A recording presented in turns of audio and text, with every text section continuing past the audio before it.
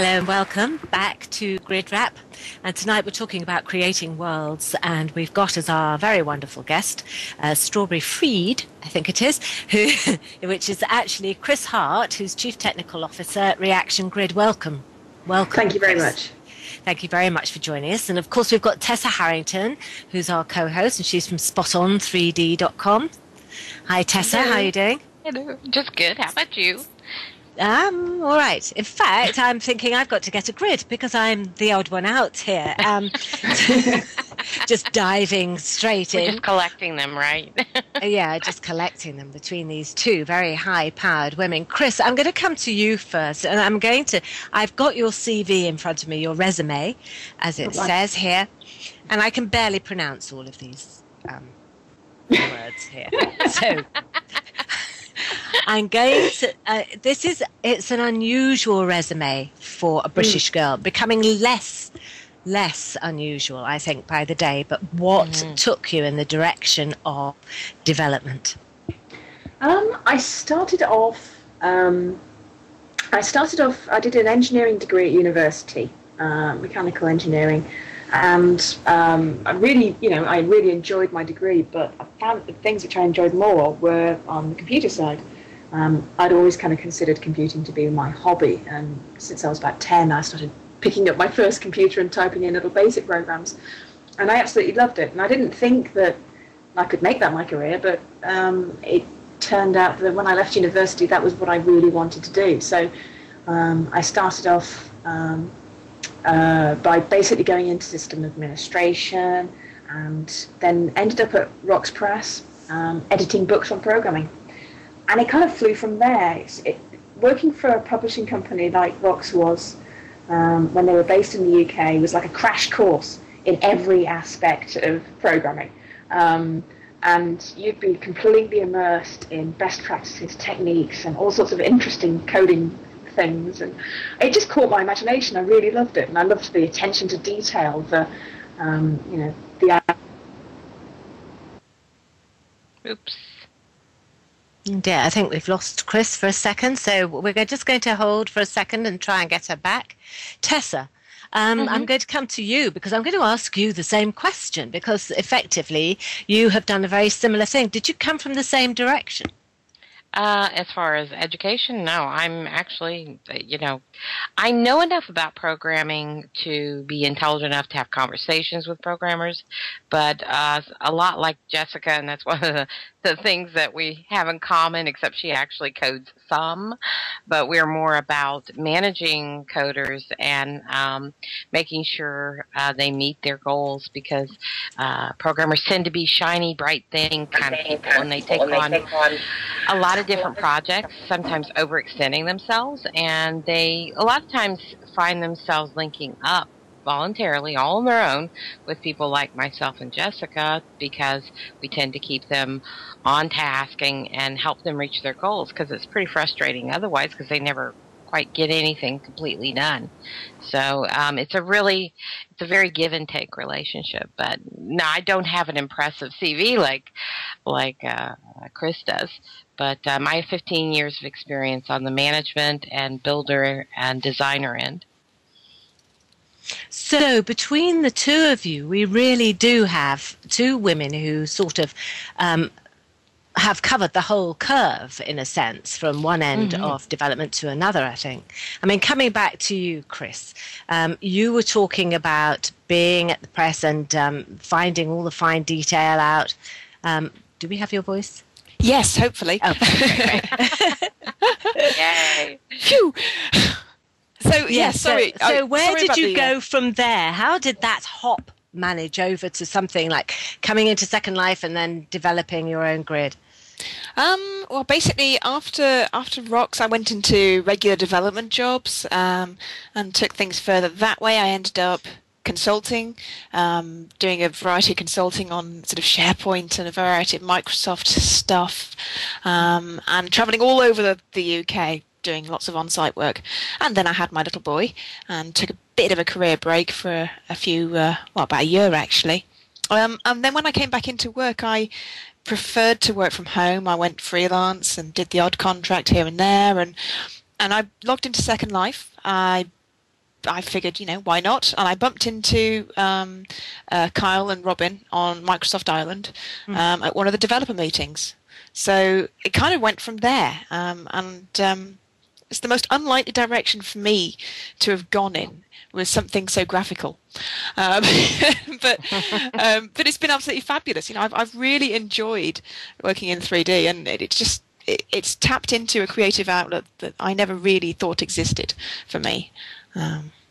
So you brought up Kyle Gomboy and Robin Gomboy, is that right? That's just the CEO and COO of Free Action Grid.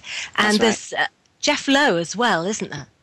Yeah, that's right. Jeff is our partner in Oklahoma. He focuses on product development and business processes, and he's doing a grand job of keeping us on track with getting all our information collected together into a central location, that sort of thing. So we're all working together and pooling our skills, and we've just had John Pathfinder join us on the team, and it's been super year really. We're starting to grow, and that's always exciting.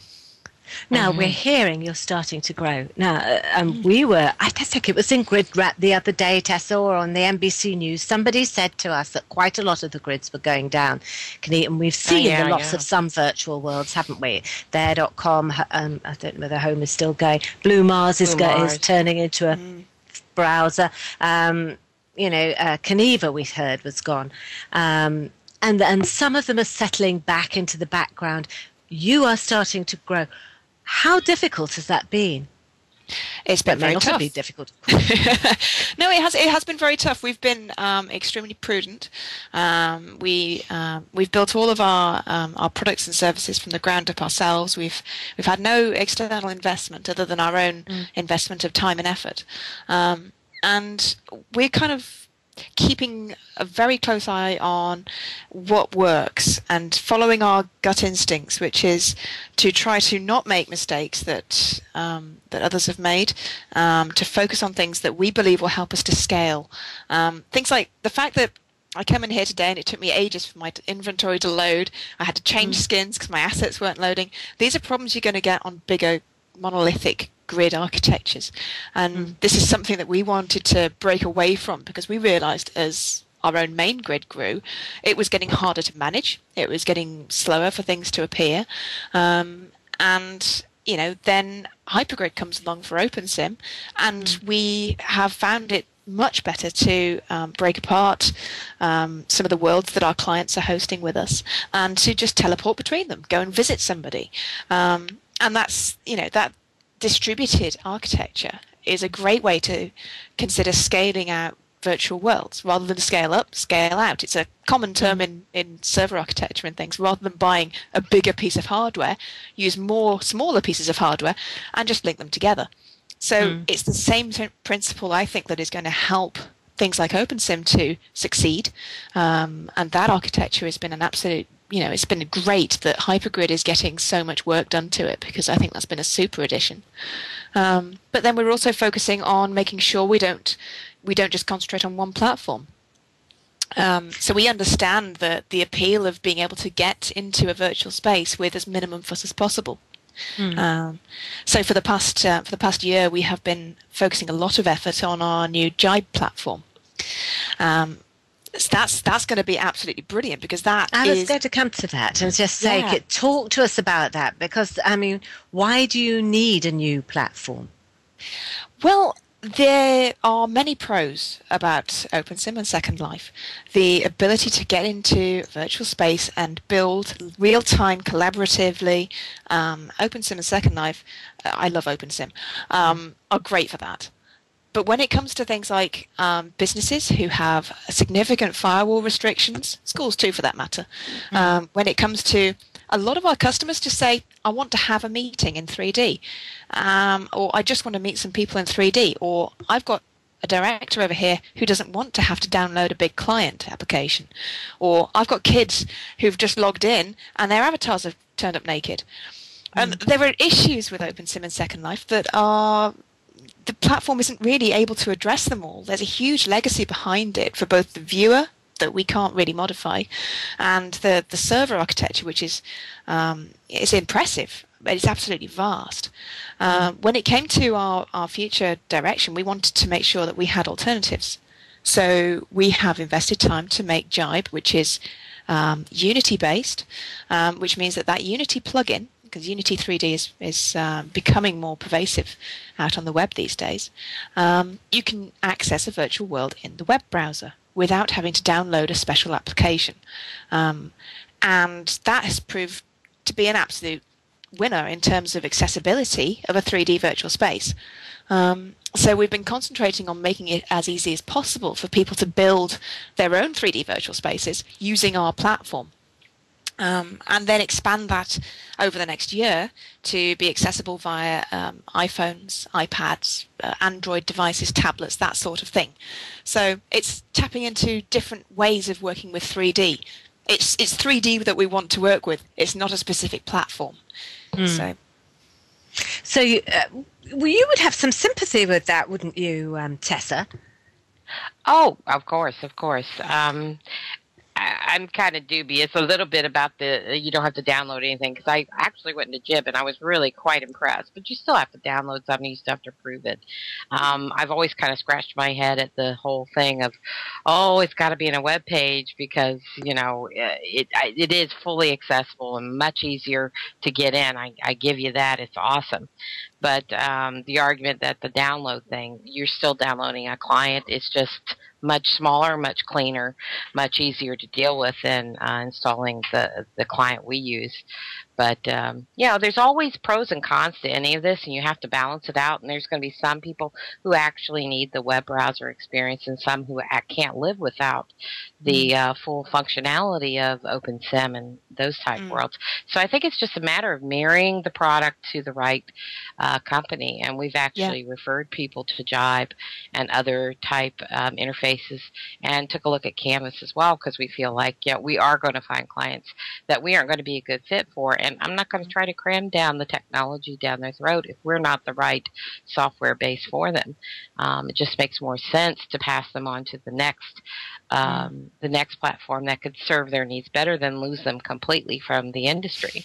That to me seems, would be the wrong choice to make, because we've got to be more about our industry as a whole and the businesses that we're all trying to serve, than rather about, it's got to be mine or nobody kind of thing.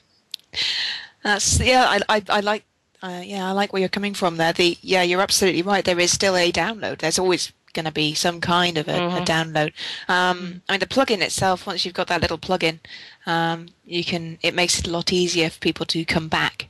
And what I've found, as in my parenting role, in my other job, is the fun of the Flash game on the internet that my son might want to play on a particular day is turning into, when he goes to various websites to try out new little games, they're becoming Unity games.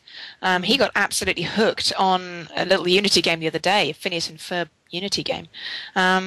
And it was great to see that kind of a 3D interaction on the web page. So absolutely, there is different markets for all of this, which is why we're still very passionate and supportive of the OpenSim platform, because there's still a big need for it, and we don't claim that Jibe is going to eliminate that need, because it's not suited for the sorts of purposes that we believe OpenSim's purposeful.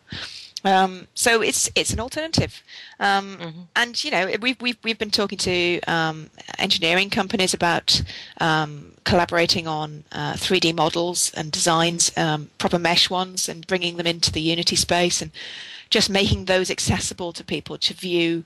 That those sorts of aspects have been a winner. So we're having a lot of fun with it. I think that's the biggest thing we're having. We're having a lot of fun with it. So. It sounds as though you are. And we've had a question in, which I'm not sure whether it kind of repeats into something you've just said, but Mal Burns has asked, will Unity plugin become easier, do you think? Could HTML5 eliminate the need for the plugin itself, as is happening with Flash? Do you think? I think it will get easier, and there will be different platforms that we can work with over time. We don't want to tie ourselves up to any one particular platform indefinitely, which is why we want to stay as flexible as possible. The Unity guys did a wonderful piece of work with Chrome, Google Chrome, in a demo a while back, showing native integration with that. I think there's some interesting developments coming from Unity, and I think they're also quite keen to push onto embedded devices. You can already publish to things like Xbox and Wii, which is kind of cool, but also quite scary because you're looking at big professional games at this point. But if the gaming community and Unity are very closely related, and I know EA, I think it's EA, have purchased licenses for all of their developers for Unity. So that's an interesting move there, and I think it's a great platform that has really good potential, and I love working with it. And then I like working with OpenSim too. I was hacking around with some code earlier on, and it was nice to be back in OpenSim land again. I'm going to take us back to the growth area, Chris, which is you've got. It seems to me that you've got an emphasis on education now on the big folk. Would that be fair to say? Very much so. Yeah. So, would you ever encourage the individual user? I mean, for somebody like me plonking along, thinking, I might like my own little thingy stuffed away here, hidden away from the Second Life Ferrari. I mean, am I not that kind of user then? I don't know that I don't think that's the case. I think you could well be my kind of user. I like to use, I set up small Jibe spaces to just chat with the team. We all log into our own little team space. We just quickly pop in there and say hi, and if people are around, we'll have a chat. We come around the table and we talk to each other. It's having a light space that loads really rapidly and really quickly. This is kind of nice, just invite your friends in. I'm home, here, come and see me. That little virtual presence without the... I always feel like there's a weight with Second Life, and then you also don't know if I'm in Second Life or if I'm in OpenSim or wherever I am. So we're trying to lean towards having our own little office spaces in Jibe and make it sort of obvious if we're in our offices or not. But then, I because the Unity editor is quite fun to play with, you can make little things in the Unity space and then just publish them to the web and invite people in to see them. So the multiplayer, the easy multiplayer is what we want to make it possible to do, is to get your people in and share it. That's where we're coming from. But it's not as steep a learning curve as it could be to get into Unity. There's still a learning curve, I won't deny it, but we try and make it easy. I've already received one invitation to come into Reaction Grid through IM. So I'm getting offers of coffee here, ladies. Hey. So listen, Tessa, coming back to you. We are talking about the growth. I mean, the fact is that it's been, there has been an area of anxiety that people have been in sort of cutthroat competition with each other. Right. To my mind, I have a sort of spiritual question. To my mind, I always think there's enough for everybody. It's just a matter of where you've placed yourself and how, what people choose to do. But how do you integrate that into what is effectively a very competitive area, such as the new worlds and the new grids? I don't really think that's what we're focusing on. I think what we're focusing on is, one, trying to bring the OpenSim community out of this very frustrating, almost backbiting scenario and try to make them understand there's an audience here, but it's a niche audience, and we need to get beyond that. And when people from the outside come in and they hear the backbiting or the negative comments about one region or one grid and another, it tends to give us all a black eye. And they leave. I mean, they don't come here to deal with that kind of stuff. We want them to come in and have a really awesome experience, no matter where they go. And my envisionment for the 3D web encompasses all these these tools. I think with HTML5 we have a real opportunity. It's not right around the corner by any means, but I think 10 years from now we could be where Unity and OpenSim and all these other grid patterns and platforms and systems are just melded together. And I think it's very much like the whole IE versus Netscape or Flash versus Shockwave. We're in a situation where there are so many choices. It's so exciting because there are so many ways we can go. But at some point, it's going to all get melded, just like it did with the browsers and the Flash stuff. And if we're all just going to have to ride the wave, yeah, it's going to be chaotic for a while. But I think the big thing we need to focus on is working as a community to bring in new users and show them their options and let them decide where they feel is their best home, not us to, say bad things about one or the other, because I just don't think that gets us very far. Yeah, I absolutely agree with that. The fact that, we are, as OpenSim providers, we are competing with the fact that OpenSim is free open source software. You could just get hold of it and you could run it yourself. There are grids out there that have different focuses, different purposes, and I absolutely agree. It's not in our interests to go with the antagonistic fighting model. There's space for everybody to play together nicely, and we all have different ideas about each of our grids. We have Reaction Grid, which we have. It's not a massive grid, and we don't really want to be a huge grid. It's not all about the size of the number of regions that you've got. It's about the quality of the people who come in and whether they're happy there. We partner up with Jokadia. Jok Wollongong hosts on our servers, and we're great friends with Jok. She has a super grid. And it's a different grid. It's an alternative. She has her own model for customers and things like that too. So, I like the idea of just promoting. OpenSim is a great feature, a great platform to create and just share the experience for significantly lower cost than it is to own land in Second Life. And it's different grids for different purposes. And I think it's the flavors are so varied. It's just as different as going from one page to another on the web, and that's where I think we all know this is going, is the 3D web, and that variety is what's going to save our industry, because we have gone through a massive downsizing in our industry, and those of us who make it through this, we have the opportunity to really be the leaders of our community, but we have to come together, I think, to make that happen, for us to get beyond this niche community and really bring in a lot more people, because we've only touched like 2% of the world's population, if that, and there's just a sea of people out there. If they knew this existed, they would be so excited about it, and it could answer so many problems. Our energy and ecology problems, our problems with families and kids, because people would be home more. I've got a new car I bought back in 2008, and I just went over 8,000 miles. If that is a testament to what this could do with, the lack of herding bodies from one location to another location just so they can sit in front of a computer that's usually more antiquated than the one they have at home. It's just stupid. It just makes no sense anymore. And we need to really push through these ideas, get beyond all our differences, accept the differences, revel in them. I think that's what makes us great, is the differences we have.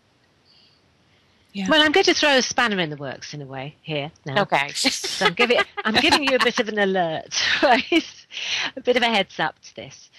Whenever we sit here and we talk about the 3D grid, when we talk about new developments on the web, when we're talking about any of these things, what is always ricocheting through my head is that I feel that we're talking about the developed world.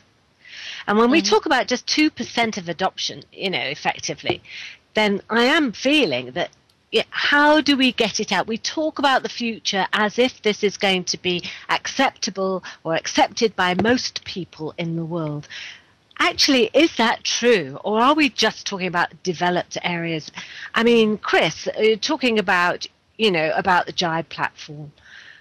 Is that something that can move beyond the developed world, for example?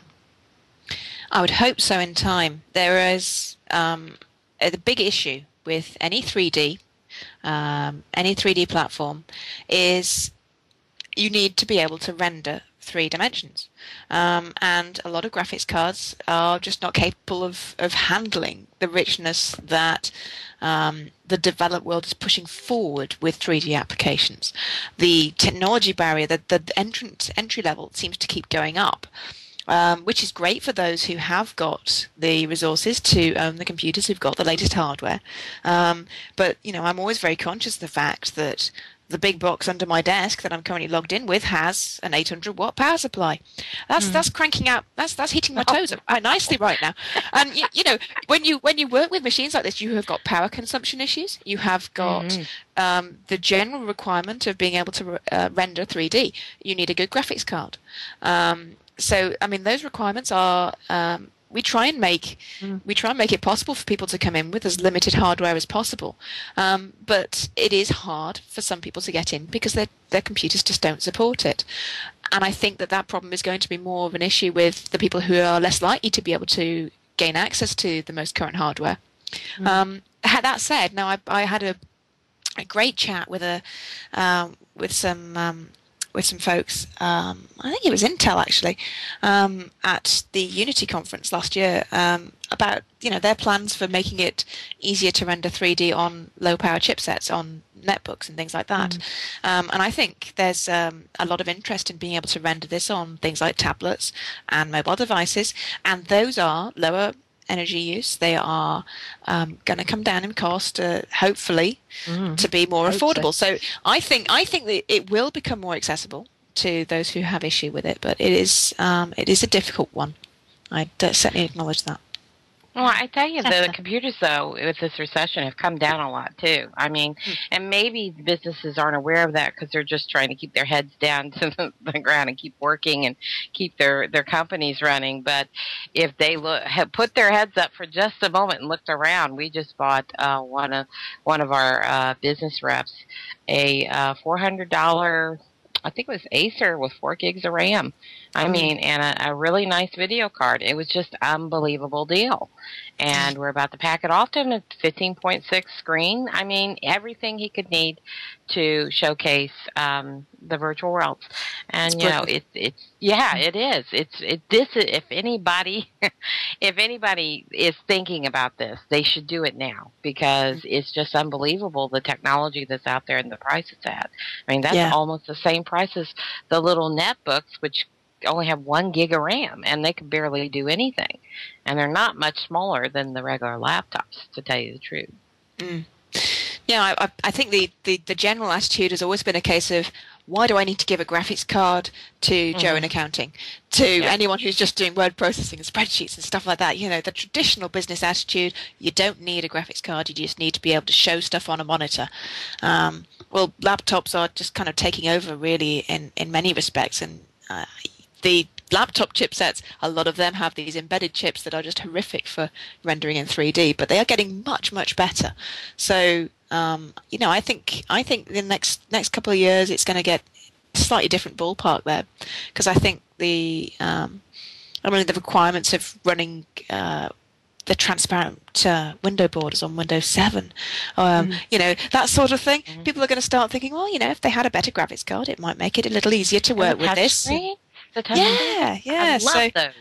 Oh my God! First time I saw one, I played at it for like 30 minutes. I was just enthralled. I was like, I want.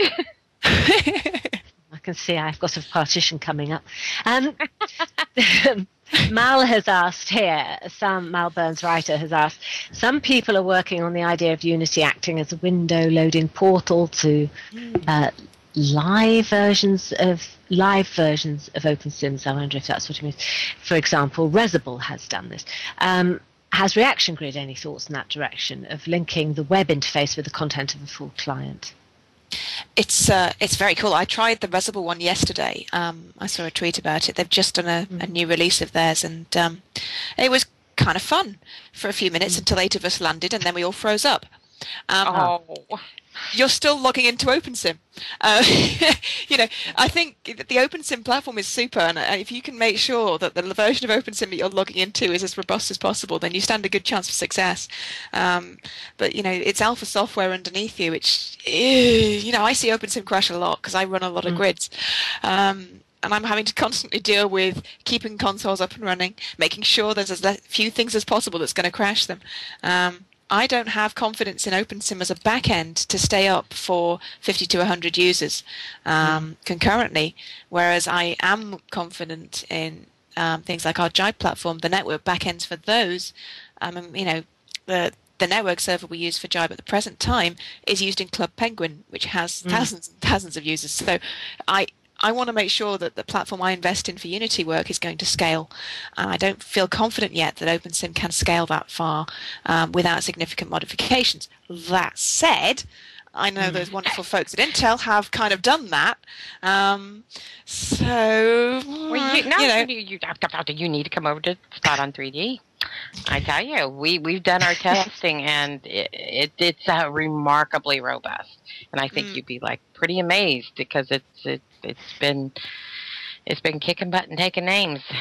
Because as you can imagine, we've had a lot more traffic than normal since the Phoenix announcement. I mean, 100+ new users every day. I've been like overwhelmed, but it's been wonderful too. But it's been a real test on the server. Yeah, I can imagine. I mean, the thing which cloud people found is whenever you do a load test on OpenSim, you can get some great numbers, providing you have lots of people connecting who are on good connections. The second you get a bunch of school kids coming on, and they're coming on through, some of the schools that we deal with have potentially got network issues. They have a router that can't handle the quantity of network traffic that is required to get more than 30 people on without some packets getting dropped here and there. So you're going to start to have people who are bouncing around a bit. Occasionally you're going to get a couple of people crashing out, and it gets tough. And so we spend a lot of our time working with schools to try and help them to make the most of their platform.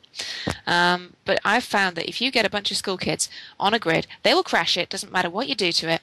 Doesn't matter how much hardware you put behind it. But you can get some really good. You can get some good numbers. You can get some great numbers. I think you guys are doing a great job of working on your own grids, and that's super. I like I also like the fact that Resable are going out there and doing the client. I think that's a really good idea. I think the Linden experiment that happened on Second Life recently with the streaming version of the client was Starlight. Was it? It was kind of that whole idea of cloud sourcing your rendering was interesting, but I don't see it working. I was surprised that it actually used more bandwidth than if you just downloaded the client. That's what surprised me more than anything else. Yeah, I didn't expect that. Yeah. So and we were playing around with that. That's probably it's probably why they're not going to. Do you see them continuing with that, Chris? I don't know. Because it's kind of that was what Blue Mars were doing as well, and they're now concentrating on mobile things. I don't see that that's the way it's going to go, and I think there are better ways of tackling it. So. Well, I think it was a good today by the sound of it. I think it was a great way to get people to see Second Life who may not see it before, but there's easier ways to do it too. With most of my computers here, I've got several here that I tried to get on with, and most of them would really? Not. Yeah, most of them were rejected, and I don't run on particularly poor hardware. It was only, I think, my Mac got on. My Mac Air got on, but my beefy machine with 2 graphics cards didn't get on. So I don't know quite what the gamble was. Are we sure the criteria? Well, maybe the criteria wasn't strictly hardware. There was something peculiar going on with the beta. There was something very odd going on with the beta where I can't quite remember what it was now. But effectively, what was happening is some of us could get on and some of us couldn't. It seemed like a few people could get on at a time, and you had to. It wasn't so much fulfilling criteria, but it was a certain order I think you had to be in. There was a randomization, says Mal, who was allowed in. So I think it was random. It was definitely random. But we all ended up getting in at some point or another and being met by somebody who was already in the full client. So that was quite fun. but I think people lost. I think it was a historical moment. I think it definitely yep. shows potential about what can be done. I'm just, like I said, I was really disappointed that the bandwidth usage was so high, because that was one of the big points that would, we were all hoping would be solved with this, the high overhead of getting new users in who probably don't have great internet or a great laptop or PC computer, and that's kind of been blown out of the water. It's kind of, we've heard whispers of the server-side rendering is black magic and stuff like that. It really happened, and stuff like that. So I think this was kind of pretty revealing on a very bare bones kind of way to say, it's not quite there yet, and maybe we got to wait just a little bit longer for the CPU end to catch up with it. Well, I think all of us have got to play around a bit with what's going on at the moment, haven't we? We've got the right to do that, I think. Yeah. Okay, so I'm going back to the growth thing to some extent, Chris. Really, how do you persuade large sort of, I don't know, I always look at education systems or education, like universities and stuff. I always look at them as if they're a sort of oil tanker.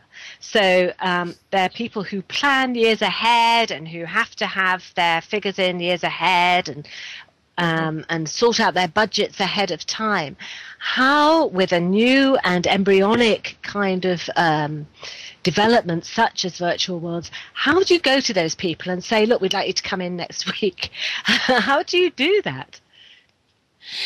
Yeah, generally we are, there are universities out there, specifically if we're talking about universities, they do a lot of research, and the range of departments that you will get contacted by universities is obviously quite significant. So it kind of depends on the department. But what we're trying to promote is that there are tools out there that you can work with for education for different purposes, whether it be just for collaborating on an idea, for learning about coding and development, which you can do, for working on 3D rendering and developing models, that sort of thing. We promote the best of the features that we have available to these people, because we want to make 3D accessible, and we want to make it has to be a fit. There has to be a requirement for something requiring the 3D aspect, not crowbarring in 2D into 3D. And by that I mean, I don't want to just say, come in and enjoy a PowerPoint presentation in World, because that's not what it's about for me. That's a nice thing that you can do, and everybody wants to be able to have the option of seeing a series of slides, in World and talking about a topic and listening to a presenter. But that's not all about what it's about. The sense that I'm sitting here talking to you both, it gives me a sense of immersion. It gives me a sense of presence. I see you, I'm talking to you, I'm nowhere near you. But there's a level of immersion going on with 3D Worlds that really helps to aid communication and collaboration, and that's often overlooked. So it very much depends on who the customer is and what they're interested in talking about. So a bit vague there, but it just varies. It really does. Yeah, that's why we've done the built-in web window, because I felt like a lot of times we were just trying to say, it's 3D, that's why, and it's like, that's not enough. We have to do more than that. It has to be more than pretty pictures and pretty builds and replications of your real life. Buildings and structures. It has to actually function, and function beyond the 2D. My litmus test is, if it can't outperform 2D, then why are we even doing it? I would never try to do an eBay, because there's no way in virtual my little avatar hand could get up fast enough to beat anybody else out.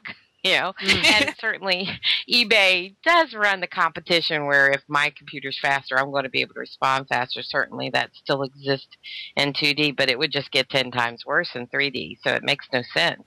But I could see this used as a product previewing thing, kind of tool, but not on an eBay style, because maybe Christie's or something like that, where they have these auctions months and months in advance, and they want to give people an opportunity to see it up close. I could see that being used. Museums, and the historical events reenacted. These things make sense. These things can't be done in real life. You can't relive the Civil War except through a movie or reading a book. This would breathe life into our history lessons and make us understand them far faster, because we're getting more and more historical documents in archives, and we have less time to learn them in our educational system. So something has to give. Either we throw out some very historical and important history, or we find a more equitable way of communicating it. And 3D does that really well. And I think that's where we got to start seeing it. The high functionality has to come into play here. Yes, absolutely. One of the things which I'm actually quite excited about is tomorrow on Reaction Grid, we've got a meeting with the 39 World's Fair project coordinator. We've got a chap, Paul Van Dort, who has been leading the 39 Fair project for pretty much as long as Reaction Grid has existed. It's one of the first things that came to our grid, recreating the 1939 World's Fair from Flushing Meadows, New York, and we've been rebuilding various buildings for it. We've been collecting information about it. Paul has done an awesome job of bringing together information about the fair and about what happened. I have learned a huge amount about it because it's been a fantastic project, and people are very interested in finding out what happened then, because it was one of those pivotal, exciting things that happened, and it was possible to build really big structures in OpenSim, which you couldn't do in Second Life, which meant that the Trilon and Perisphere, the two focal buildings from that fair, were able to be recreated extremely rapidly with very few primitives and things like that. So we were quite excited at the initial idea of it, and then just being able to recreate more of the fair. It's been splendid. So we're all meeting up on Reaction Grid tomorrow. 12:30 Eastern Time, which is Second Life time, 9:30. Yes, it should be 9:30 Second Life time. If anyone wants to come and join us in the morning, then we'll be on Reaction Grid. There's a lovely invitation for everybody. There you go. Go and have breakfast on Reaction Grid. And well, I mean, there's something that really comes to mind as soon as you said the PowerPoint thing, Chris, was listening to Pathfinder Lester, in fact, who's sitting here in our audience and who's just joined your company, talking about how he persuades educationalists to actually open their minds away from PowerPoint. And he was talking to a biologist, I think, as a teacher of biology anyway, and saying, you could have the bee pollinating the flowers effectively. You could walk through that field. And I think that's absolutely perfect. I might have paid more attention if I'd seen things like that as a kid. Well, yeah, I saw a demo from... I saw a demo on Science Sim with Aaron Duffy on Science Sim, who showed plants generating via code that he'd modified OpenSim, and these plants were growing in front of us. Thousands of them all over a sim. It was absolutely fascinating to see. OpenSim can be taken in very different directions, and that's another aspect of university work that is quite interesting. If people who are looking at simulations, the OpenSim platform is great for that because it is open source, and it's not incredibly hard to work with. It's a bit tricky to get used to, but there are options for plugging into various modules for OpenSim and taking it in completely different directions. It's a great open source platform. So, all our audience, open your ears, darlings. Now, without getting too camp in the middle of a technical program, effectively, we've come to a point where we have to start wrapping up, unfortunately, Chris, because I know we could talk for hours about this, and your passionate answers have just been fantastic today, I have to say. So I'm woken up and I'm full of excitement. So we've got to the point where generally Tessa and I talk about what's on our minds, effectively, what's on our minds about anything really, and what we might be doing this week or for the future or whatever, what our hopes are, something like that. I'm going to ask Tessa to set off with it, and then you'll get the gist, really. Super. Tessa. Oh, me first? Yeah, okay. Tessa.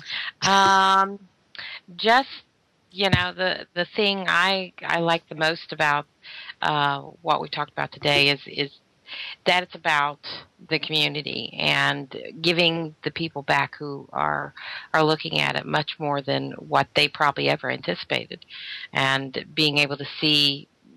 The thing is, they come here and they have an idea, but it's a very naive image, and we are able to take them and think, oh, no, you got to think much bigger. That's not big enough. And we show them what they can be capable of, and I love that process of opening up their eyes to all the possibilities they have at their disposal. And that's what excites me more than anything else about what we do, is just blowing people's minds away and making them get so excited about something that normally they would never even pay attention to because they think it's totally outside of their range. And that's what I hope we can all keep doing as a community. Thank you, Tessa. Okay, Chris, fire away. Yeah, I want to. Yeah, I mean, this session has been really interesting. It's been great to sit down and talk about various things that are on my mind. I do have a tendency to ramble on about all this stuff because I absolutely love it still. This has been the best thing I have ever done in my career. You talk about my career and it's like, wow, this is the coolest bit of it, in a way, because this is just so off the wall and it's so different. It's fabulous. I've just finished yesterday, finishing off the code for Jibe 1.0, which is officially going to be launching in a couple of weeks. I now have a big pile of documentation to write, and the manual's already over 30 pages long, and it's going to get much bigger. But it's going to be a really nice, comprehensive book. I can't stop writing. I want to make sure that people just continue to enjoy 3D and using whatever platforms are out there and available. So yeah, that's my little mission. Other than clearing snow off my drive, but that's another story. Oh my God! Getting down to where you are. I'm in Boston. We've got piles that are about 5 foot deep now, possibly more. So it's getting insane. Well, I'm in London, and I'm in a particularly exposed bit of London. Well, not as much that's exposed here, and the wind is rattling my window panes like nobody's business, and that always reminds me of what's happening in Australia at this moment, I think. We've had the most enjoyable program today, and I say thank you very much, Chris, for joining us today. It's been fab.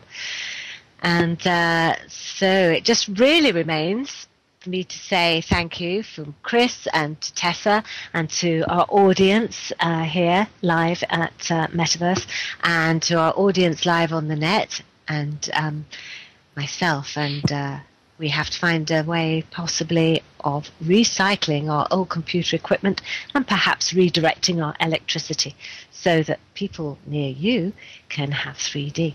And because it's not going to stop here, you've heard that patently clearly from every single person sitting around this coffee table. So thank you very much, everybody, and we'll be here next week. Same place, same faces.